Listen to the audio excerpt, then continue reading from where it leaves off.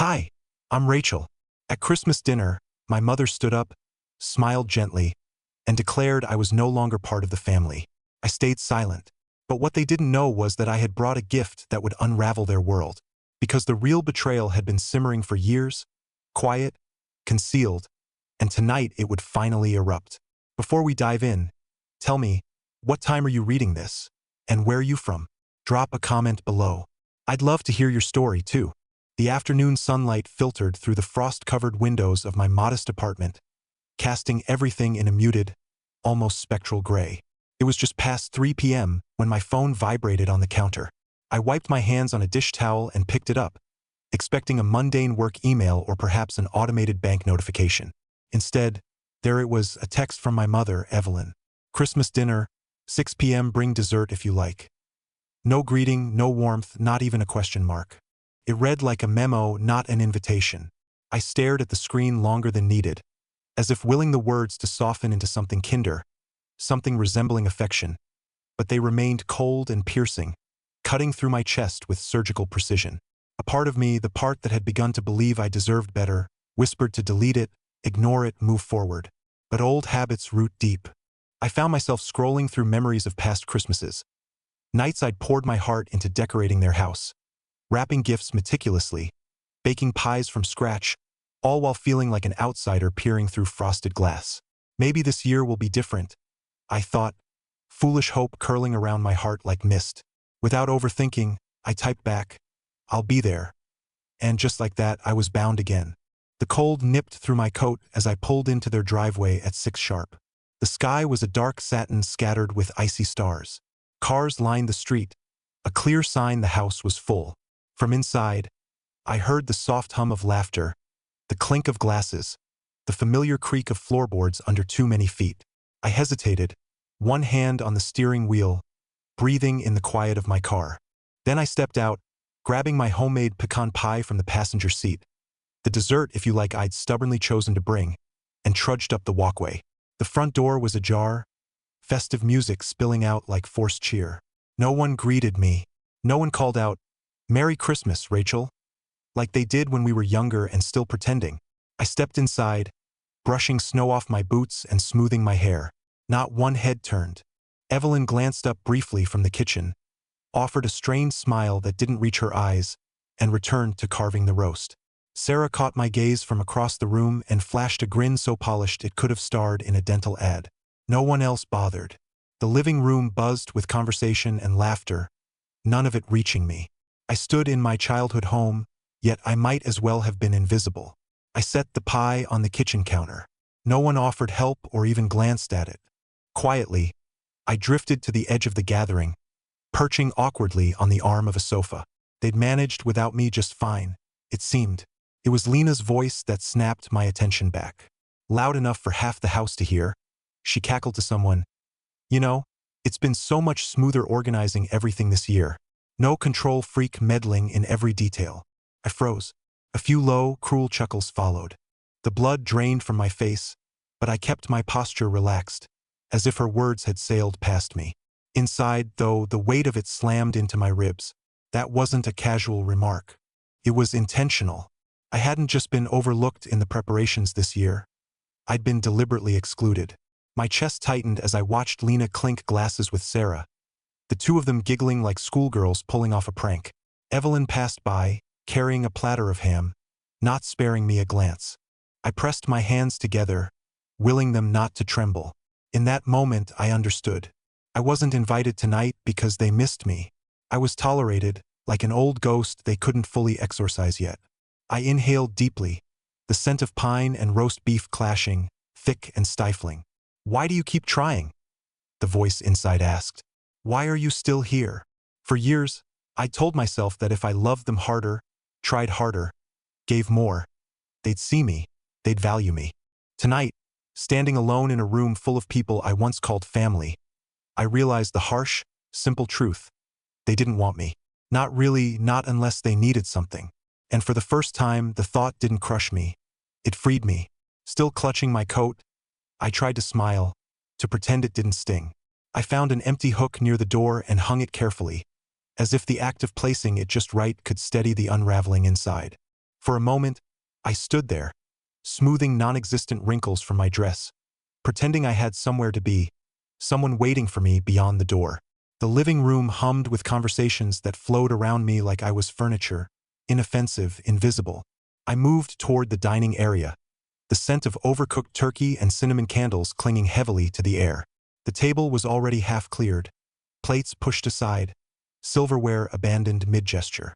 Laughter rang from the kitchen where Lena and Sarah hovered over a half-eaten cheesecake, gossiping like teenagers. There was no seat saved for me, no plate waiting. I hesitated for a second too long before pulling out a chair at the far end. I settled in silently, ignoring the crumb-strewn tablecloth and the stale, cooling food. I folded my hands in my lap, willing my body to relax. But it was like sitting in a pressure cooker. Every movement, every scrape of a fork, every giggle felt amplified, as if the walls themselves were pushing me out. Moments later, Evelyn called out from the kitchen, her voice sugary but loud enough for all to hear. "And of course," she trilled, lifting a glass of cheap red wine. "We're so grateful Rachel offered to cover the Christmas expenses this year. Such a generous spirit." My head snapped up. For a second, I thought I'd misheard. Sarah turned, smiling wickedly. "Yeah, Rachel's just bursting with Christmas cheer," she chimed, clapping slowly, mockingly. Lena let out a soft snort, masking it with a cough. Heat flooded my face. I tried to swallow, but my mouth was dry. No one had asked me. No one had hinted. It wasn't a request, it was an ambush. And now, with all eyes on me, with their fake expectant smiles waiting for my gracious agreement, the trap snapped shut. I forced a tight smile and raised my glass half an inch, pretending to toast along. The burn in my chest wasn't from the wine. It was the humiliation, the realization that, once again, I wasn't family to them. I was a wallet on legs. A few half-hearted cheers rose, quickly swallowed by more laughter and chatter as they moved on. Confident I'd play along as always. I picked at the cold green beans on my plate, my appetite gone. Memories flooded in, the Thanksgiving I quietly paid Lena's rent to prevent her eviction, the summer trip Sarah took after I covered her final tuition bill, the emergency dentist visit Dad needed that somehow became my new credit card debt. I hadn't just been generous. I'd been a convenience, an expectation. I gripped my fork until my knuckles whitened. The anger simmered beneath my ribs, slow and deliberate. No longer a fiery outburst but something sharper, clearer. They didn't love me. They didn't even like me. They used me, and somehow, for years, I'd let them. I set the fork down gently, careful not to make a sound. I wouldn't give them the satisfaction of seeing me flinch. Across the table, Sarah winked at Lena, who smirked back, both so smug, so sure of their victory. I smiled, for real this time, because they had no idea. None of them did. This was the last Christmas they'd ever get anything from me. No more checks, no last-minute rescues, no more pretending. I folded my napkin slowly, smoothing the edges with precision. In my mind, I was already elsewhere, drawing boundaries they'd never cross again. There was no need for a scene, no angry declarations, no tears. They'd made their choices. Now, finally, I would make mine. I raised my glass in a silent toast to myself, a private rebellion. No one noticed, and that, I realized, made it sweeter.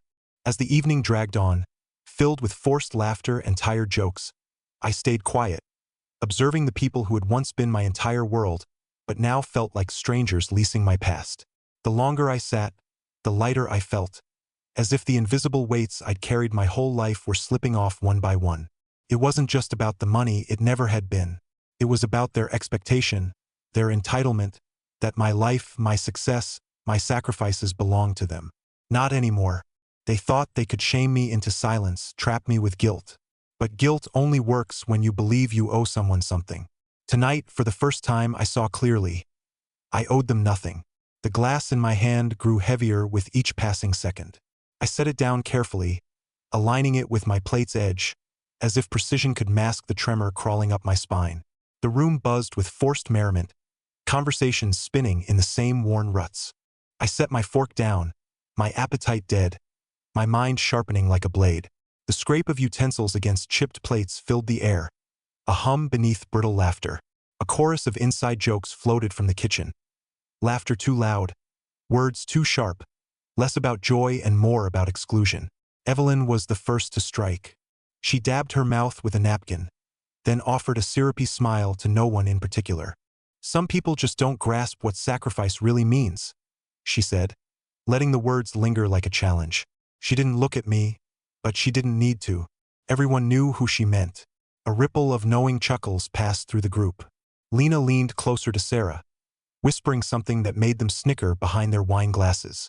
I breathed slowly through my nose, forcing a neutral expression. But inside, something old and fragile cracked further. Evelyn wasn't done. She speared a slice of ham and added with a laugh, "It must be nice not having real responsibilities. Must be nice to just float through life." This time, Sarah didn't hide her smirk. My fingers tightened around my napkin, the fabric rough against my palms. Every word was a stone thrown at my ribs, small enough to avoid visible marks, heavy enough to bruise. I said nothing. I did nothing. But inside, I was cataloging every insult, every wound, stacking them up, preparing. Across the table, Sarah set her wine glass down with a flourish and leaned forward, her voice rising above the chatter. "I just feel so blessed, you know?" she said, wide-eyed and falsely humble. "My cosmetics line is thriving. Built it all myself from the ground up." Evelyn beamed at her like she'd invented a cure for cancer. Lena clapped lightly, careful not to smudge her nails. I kept my smile frozen, but my heart pounded so loudly I wondered why no one heard it. Built it all herself. From the ground up. Memories surged back, viciously clear. Sarah sobbing into the phone at midnight because she couldn't cover her startup loan. Frantic Venmo requests, whispered promises to repay me as soon as we're on our feet. Thousands drained from my savings over years, erased now with one smug, calculated lie. "You're incredible, Sarah," Lena gushed, clutching her arm. "Seriously, some people just talk about success. But you made it happen." My mouth tasted like ash. I reached for my water, my hands steady only because I forced them to be. They were rewriting history right in front of me, casting themselves as self-made heroes, me as nothing. An extra in their triumphs, a ghost funding dreams I was now politely asked to forget. I swallowed hard, the room blurring at the edges. But I didn't cry. I didn't storm out. I sat still, like you do when a snake is coiled at your feet, and any sudden move could be fatal. Inside, the rage was no longer a firestorm. It was colder, more precise, a blade honed over years of being bled dry. They didn't want me. They didn't see me. They only saw what I could give. And now that I'd stopped giving, I was just a burden they wanted to shed. Without me, without what I provided, they'd crumble. And some deep, unbreakable part of me no longer cared. Someone tapped a spoon against a glass, and Evelyn rose unsteadily, wine glass in hand. "To family," she declared, her voice thick with practiced emotion that charmed strangers but left me nauseated. Everyone raised their glasses dutifully, smiles plastered on. I reached into the shadowed space beneath the table, where my purse rested against my leg. My fingers brushed the smooth edge of the folder hidden inside. The folder I'd prepared for this moment, knowing how this night would end. I pulled it closer, the weight of it grounding me in the rising tide of false cheer. My smile returned, but it wasn't for them. It was for me. They wanted a show tonight. Well, they were about to get one. But first, they had one last trick. The laughter faded into tense expectancy, like the air before a storm. Evelyn stood again, tapping her wine glass with a fork. The clink echoed unnaturally loud in the thick air. Everyone turned to her, as if rehearsed. Maybe it was. She smiled. A brittle, icy smile that had once fooled teachers, neighbors, even me when I was young enough to believe appearances mattered. She raised her glass higher, her voice sugary and falsely bright. "After many heartfelt discussions," she began, pausing for effect as if delivering a eulogy, "we've made a decision for the family's good." The "we" was sharp as a blade. I stayed still, palms flat on the table, the folder heavy against my thigh under the tablecloth. "You see," she continued, her gaze sweeping the room but never landing on me. "Sometimes tough choices must be made to preserve a family's health." I knew what was coming, but it still hit like a punch when she said it. "Rachel," she announced, "you are no longer considered part of this family." For a moment, silence hung, breathless. Then Sarah started clapping, small, polite claps, like at a school play. Daniel raised his glass in a mock toast, his smirk cutting through the awkwardness. Lena hooped like it was a celebration, elbowing her husband, who laughed and shook his head. I sat frozen, not because I hadn't anticipated it, but because a small, foolish part of me had hoped they wouldn't go this far, that there was a line they wouldn't cross. I'd given them too much credit. I scanned the faces I'd once thought were my lifelines. Dad wouldn't meet my eyes. Uncle David offered a shrug. Asterisk not my problem star. Even Clara, who I'd helped through college, stared at her plate. They weren't ashamed. They weren't conflicted. They were relieved. This wasn't spontaneous. It wasn't a heat-of-the-moment outburst. It was planned, discussed, probably laughed about over wine and late-night calls. They wanted this. They'd wanted it for a long time. Evelyn set her glass down and walked over, placing a hand theatrically over her heart. Her voice softened, dripping with false compassion. "We're doing this for your own good, Rachel," she said. "Maybe now you'll learn to appreciate what real family looks like." The room hummed with smugness, an unspoken agreement that I'd earned this exile. Sarah leaned forward, elbows on the table, fake sympathy radiating like cheap cologne. "It's not too late to apologize," she said, smiling sweetly. "Admit you've been difficult. Maybe we could reconsider." The bait dangled, glistening. They thought they could reel me back with guilt, shame, the desperate need to belong. But something inside me, splintering and hardening for years, snapped clean. I saw them for what they were. They didn't want me. They wanted my benefits, my convenience, my financial support, my silent forgiveness, my role as scapegoat. They believed they could still pull my strings if they tugged hard enough. I let out a slow, steady breath, almost amused. I pushed my chair back, the legs scraping softly against the hardwood. Every conversation hushed, every eye locked on me. I didn't yell. I didn't cry. I didn't beg. I stood, smoothed my dress, and reached under the table for my bag. My fingers closed around the folder, thick, heavy, undeniable. I pulled it out, placed it gently on the table, and tapped it once with a deliberate finger. The sound, barely a whisper, cut through the room louder than a scream. Heads turned, eyes narrowed. Confusion flickered across faces that had been so smugly certain. I smiled. An honest smile, not the tight grimace I'd worn all night, not the polite performance they expected. The reckoning they'd asked for was here, and I wasn't just prepared, I was ready to deliver it. I placed the folder on the table, and the laughter died instantly. There was only the clink of a fork dropped onto a plate and the faint Christmas music trickling from the living room stereo. Eyes turned to me, first curious, then wary. "Before we move on," I said, my voice smooth and steady, "I brought a little something for all of you." Confused glances spread like a virus. Sarah smirked, leaning back, assuming I was about to grovel or try to buy my way back. They thought they knew me. Without a word, I slid the folder to the table's center, daring someone to open it. Sarah predictably took the bait. With a flick of her manicured fingers and a performative eye roll, she flipped open the cover. Her smirk vanished on the first page. Her face stiffened, color draining from her cheeks. Her hand, so casual moments ago, trembled as she flipped to the next page and the next. The silence grew thick, suffocating. I sat back, hands folded neatly, watching the collapse unfold in real time. Bank transfers, payment receipts, screenshots of late-night texts begging for help. Venmo records, emails with urgent subject lines like "just this once and I'll pay you back." Every favor, every emergency, every dime, documented, undeniable. Sarah slammed the folder shut like it had scalded her. Lena leaned over, eyes narrowing as she skimmed the top pages. She gasped, her hand flying to her mouth as if to push the evidence back inside. Daniel muttered something harsh under his breath, shifting uncomfortably. Uncle David stiffened when he saw a line item noting the loan he'd quietly siphoned from a family trust. Money never mentioned again. Evelyn was slower to react. She picked up the folder with trembling fingers, flipping through it in silence, her lips a bloodless line.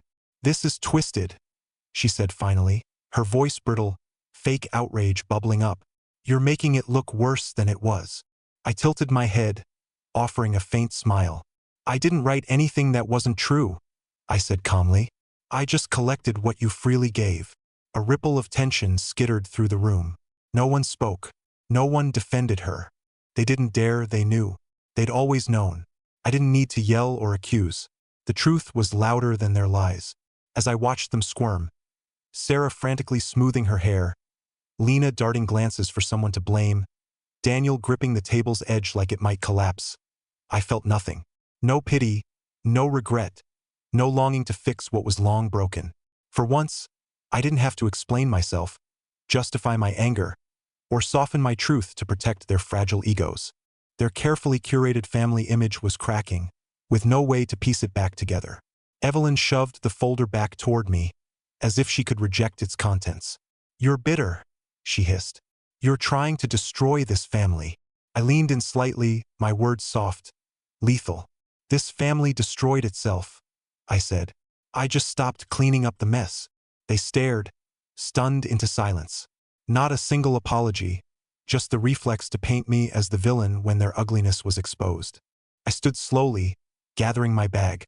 "This," I said, nodding to the folder, "is my gift to you." Their faces flickered with confusion, anger, shame.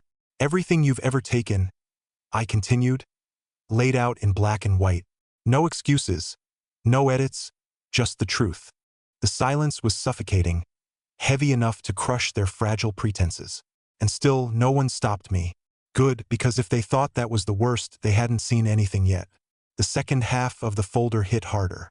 The first pages had landed like stones in a quiet pond. These were grenades, each blowing open another lie, another betrayal, another debt they thought buried. Hands flipped through the documents faster now, pages crinkling as panic set in. Faces flushed, voices dropped to sharp whispers, a chorus of frantic denials crackling beneath the surface. Every detail was there, methodical as an autopsy. Payments Sarah begged for after each business setback, checks, PayPal receipts, wire transfers marked urgent or bridge loan. Lena's late rent notices from her rundown apartment, cleared by my savings while she took vacations she deserved. Uncle David's emergency medical loans, suspiciously timed with a new boat purchase. Each page was time-stamped, cross-referenced with bank confirmations, emails, texts. No ambiguity, no plausible deniability. And through it all, I sat motionless, calm, centered. The eye of the storm as the house I tried to hold together splintered apart. Daniel tried to laugh it off at first, a shaky sound that died when he spotted a document near the back. His hand shot out, but he wasn't fast enough. Sarah already had it. She stared, confusion folding into horror, then something darker. Large cash withdrawals, thousands at a time, from ATMs tied to local casinos. Texts from Daniel to me, begging for help with an emergency, when he'd gambled away rent, car payments, even holiday funds. "You liar!" Sarah shrieked, standing so abruptly her chair toppled. She hurled her wine glass at the floor, shattering it into jagged pieces, the sound slicing through the tension. Daniel threw his hands up, a wild laugh escaping. "Don't act so high and mighty, Sarah," he barked. "Who bailed you out when your makeup empire tanked? Or did you forget? You stole from us." Lena spat, rounding on Daniel. "You lied to our faces." "Oh, spare me," Daniel snapped. "You and David aren't any better." Uncle David pushed his chair back violently, the screech echoing. His face was mottled red as he jabbed a finger at Daniel. "I took what I deserved," he roared. "After everything this family put me through, that trust was owed to me." The arguments exploded, ricocheting like bullets. Sarah screaming, Daniel cursing, Lena wailing about betrayal, David ranting about entitlement. No one was on the same side anymore. The alliances cracked, the performance of unity shredded in real time. And I watched, detached, silent, like someone outside listening to a house collapse. This family had spent years taking from me time, energy, forgiveness, money, and tonight, they were devouring each other instead. My hands slipped into my bag, fingers brushing the second envelope I'd prepared. Thicker, heavier, final. I pulled it out slowly, unseen by anyone too busy screaming accusations across the mashed potatoes and cranberry sauce. I glanced at the clock over the mantel, right on schedule. They were too consumed by their unraveling to notice me, too blinded by self-preservation to see what was coming. They thought the worst had passed. They had no idea. I slid the second envelope across the table, and the room went silent. It thudded against the wood with heavy finality, reverberating louder than the accusations still hanging in the air. Daniel, desperate to regain control, lunged for it like a drowning man. He tore it open, the paper ripping in his frantic hands. His eyes scanned the first page, and in his panic he made a fatal mistake. Instead of defending himself, he turned on his last ally. "You want secrets?" He sneered, voice cracking. "Let's start with Sarah." A murmur rippled as Daniel brandished a printout, an email chain dripping with venom. Private emails between Sarah and a friend, mocking her family as pathetic leeches, bragging about bleeding the suckers dry, and worse, bank statements showing transfers from a joint family emergency fund, meant for dire situations, funneled into Sarah's accounts for spa weekends, designer bags, and Miami business retreats. Sarah's jaw dropped. She looked around wildly, as if she could deny what was in black and white.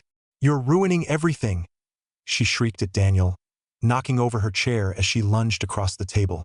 Daniel stumbled back, crashing into Lena, who yelped as her wine splashed her sweater. "You did this to yourself," he spat. "Don't act innocent." The scene devolved into chaos. Sarah screeching, Daniel bellowing, Lena cursing. Voices overlapped, accusations flying so thick it was impossible to tell who said what. And amid the storm, another truth surfaced. Buried in the envelope were legal documents I'd tucked away for this moment. Evelyn, face pale with shock, pulled out notarized paperwork proving Uncle David had manipulated her years ago into altering the family trust, funneling a hefty sum into his name. The trust meant to protect everyone had been gutted under their noses. Evelyn stumbled back into her chair, the betrayal knocking the air from her lungs. "You lied?" she whispered, looking at David with raw pain. "You said it was for the family." David shrugged, his bravado cracking. "Times were hard. I did what I had to." Walter, practically comatose all evening, found his voice. "You stole from your own blood," he said hoarsely, shaking his head like he could rattle the disbelief free. But it was too late. The house of cards didn't just collapse, it exploded. Everyone shouted, not bothering to mask the ugliness. Lena screamed for her money back. Sarah howled that Daniel set her up. Daniel barked that David was the real snake. And me? I stood slowly, watching them tear each other apart, feeling nothing. No triumph, no sadness, only a cold, clean finality. They'd made me the villain long before tonight. They'd decided I was expendable, to be used and discarded. All I did was show them the monsters they'd always been, and they destroyed themselves denying it. As I reached for my coat, Sarah turned her rage on me. "You planned this?" she shrieked, tears of anger streaking her face. "You set us up. You're sick." I met her glare with a calmness that enraged her more. "No," I said quietly, adjusting my coat. "You planned this when you decided I wasn't family. I'm just finishing what you started." The words hung, heavy and immovable. I took one last look at the wreckage, the shattered illusions, the raw wounds, and felt lighter than I had in years. They thought cutting me out would destroy me. They thought abandoning me would make me crawl back. They were wrong. They'd set me free. And if freedom had a price, I'd been paying their debts long enough. It was time to invest in myself. I pushed open the front door and stepped into the cold night, their bickering fading behind me. Freedom always has a price, and I was ready to pay it. I stepped outside, the icy air sharp, my hands steady. The chaos behind the closed door no longer touched me. The weight that had tethered me to them, obligation, guilt, invisible chains had snapped. Pulling my coat tighter, I walked to my car. Every step felt lighter, every breath cleaner. The second envelope, tucked in my bag, was heavier in its own way, not with regret but with certainty. That night, at my kitchen table under the soft glow of a single lamp, I opened the smaller envelope. One by one, I laid out the documents. Paperwork revoking my status as medical proxy, terminating financial obligations, severing emergency contacts. Each signature, each notarized stamp, was a stitch closing an old wound. Then there was the letter, short, precise, devoid of rage, dripping with resolve. Asterisk, this is not an act of anger. It is an act of survival. Asterisk, I placed everything into a large manila envelope. The next morning, as the sun barely rose over the frost-covered rooftops, I drove to the post office. No hesitation, no second thoughts. The clerk weighed the package, slapped on postage, and slid it into the outgoing bin. Just like that, it was done. No goodbye, no drama, no performance for an audience that never deserved one. Silence reigned in the following days. A clean, almost jarring quiet filled my apartment. At first, it felt unnatural, like waiting for a storm that never arrived. I checked my phone out of habit, but no messages came, no voicemails until they realized what I'd done. The first text arrived 3 days later, from Evelyn. Asterisk, we were angry. We said things we didn't mean. You're still family. Asterisk, then Lena. Don't let one bad night erase everything. Then voicemails. Evelyn sobbing, saying we could work it out, that family fights but forgives. It was predictable, almost sad. The real blow was the handwritten letter in my mailbox, penned in Evelyn's shaky cursive, faintly scented with lavender and guilt. Asterisk, Rachel, we made mistakes. We said hurtful things. But please don't abandon us. Your father misses you. Emma keeps asking about you. I don't know how to fix this. Please call me. Love, Mom. Asterisk, I sat at my kitchen table, holding the letter loosely. For a long while, I stared, letting the familiar ache wash over me. They hadn't changed. They hadn't understood. They still thought love was a transaction, a tug-of-war between guilt and duty. I set the letter down without ceremony. They didn't deserve a reply. My silence was the answer. Christmas came. I spent it alone. Not the miserable, tragic solitude they'd warned me about to keep me in line. I bought a small artificial tree, decorated it with twinkling lights. I wrapped a single gift for myself. A framed photo of Max, my golden retriever, grinning with his tongue out in pure joy. The apartment smelled of cinnamon and pine, warm and inviting. I lit a candle, poured a glass of wine, and curled up with Max on the couch under a soft blanket. For the first time in years, I didn't brace for the next demand, the next emotional grenade. No frantic calls, no guilt-laced emergencies. Just quiet, just peace. As snow fell silently outside, blanketing the world in fresh white, I realized something profound. Love isn't earned through sacrifice. It isn't bought with silence or loyalty. It's offered freely or it isn't love. They'd never loved me, not really. They loved what I gave. When I stopped giving, they called me cruel, broken, unworthy. They were wrong. I stood at the window, watching the world shimmer under streetlights. I pressed my hand to the glass, feeling the cold against my palm. I wasn't broken. I wasn't cruel. I wasn't alone. I was free. The final image wasn't their angry faces or their pleas for another chance. It was this me, wrapped in peace, wrapped in truth, wrapped in a love that expects nothing and demands even less. The real gift wasn't the folder or the revenge. It was the freedom to live. I thought the silence would be the end, but silence tells its own stories. It fills the spaces chaos leaves, amplifying what you thought you'd buried. Some nights, it was a comfort, wrapping me in peace. Others, it whispered of things unfinished, unsaid. Weeks slipped by like snow melt down a quiet road. The calendar turned without ceremony, pulling me further from that house, that table, that moment I chose myself. Then one afternoon, my phone buzzed. An unknown number, just a photo. Emma, her small hands clutching a piece of construction paper, glitter smeared across the edges in wild, childlike bursts. In purple crayon, simple and raw, I miss you, Aunt Rachel. I pressed the phone to my chest, eyes burning. No manipulation, no hidden barbs. Just a child who didn't choose this, caught in a war she didn't start. The urge to respond was fierce, primal. To call, to bridge the gap the adults had torn open, to tell her it wasn't her fault. But I didn't. Not because I didn't care, I did. Loving her meant not dragging her into a battlefield, not letting them use her innocence as a weapon, letting her remember me kindly instead of teaching her their bitterness. I whispered into my apartment's silence, I miss you too, sweet girl. Then, carefully, I set the phone face down and turned away. News of the family's unraveling reached me in fragments, mostly from acquaintances unaware of the wound's depth. Sarah's boutique, her pride and joy, shuttered 6 weeks after the Christmas debacle. Whispers of financial irregularities spread through grocery aisles and church lobbies. Daniel, ever the gambler, filed for bankruptcy. His wife left him, and a messy custody battle unfolded publicly, stretching through court dockets in Boulder. Uncle David wasn't so lucky. His inheritance scam surfaced when a relative dug through old paperwork. Lawsuits followed, some civil, some criminal. Evelyn and Walter didn't go to jail, but their perfect family image shattered like spun glass. Friends crossed the street to avoid them. Invitations dried up. The phone stopped ringing. I hadn't lifted a finger to cause it. They'd built their castles on sand, and I'd simply stepped back to let the tide roll in. There was no triumph in their downfall, no glee. Just a clean, clinical closure, like setting down a burden I didn't realize I still carried. In early spring, I moved to Denver. New apartment, new routine, new air free of betrayal's ghosts. I enrolled in a painting class at a community center.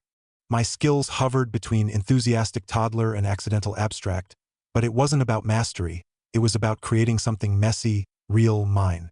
On weekends, I hiked trails along the Front Range, the ground steady beneath my boots, the thin air sharpening my senses. I reconnected with old friends I'd lost touch with during the years I orbited my family's demands. Some doors stayed open, others had quietly closed. I honored both with gratitude. I thought of Emma sometimes, her gap-toothed smile, her sticky hugs, but I didn't wallow. You can love someone and still choose yourself, I reminded myself on lonelier nights. Some scars stay tender longer. One evening, after a light snow dusted Denver in glittering white, I stood on a ridge overlooking the city's sprawling lights. The world below buzzed with life. Tiny, oblivious stories unfolding in warm homes and bright offices. And here I was, separate but whole, a thread no longer tangled in anyone else's fabric. The scars remained, they always would. The ache of betrayal, the ghost of Emma's tiny hand in mine, the memories of laughter that was once real before it turned hollow. But scars aren't chains. They're proof of survival, proof you were wounded and healed your way. I wrapped my arms around myself, feeling the cold bite my skin, and smiled. A small, quiet smile for no one but me. This wasn't a fairy tale ending. No neat bow of forgiveness and reunions. It was better. It was freedom. It was peace. It was mine. This isn't happily ever after. The stronger. It's mine. Sometimes walking away isn't about anger. It's about survival. True family isn't built on guilt or obligation. It's built on love, respect, choice. What would you choose if staying cost your peace? If the story moved you and you love raw family drama with heart and healing, don't forget to subscribe for more. Your journey matters and you're never alone.